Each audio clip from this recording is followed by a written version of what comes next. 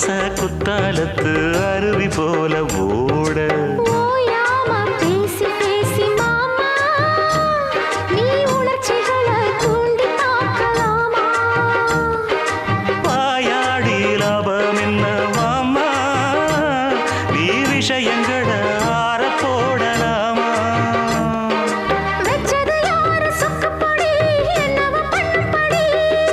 சொன்னத கேளு கண்ணுமணி சொந்தமும் பந்தமும் வந்ததடி சொல்லிக் கொடு சொல்ல சொல்ல கத்துக்கிறேன் விட்டுக்கொடு மிச்சம் இது தொட்டுக்கிறேன்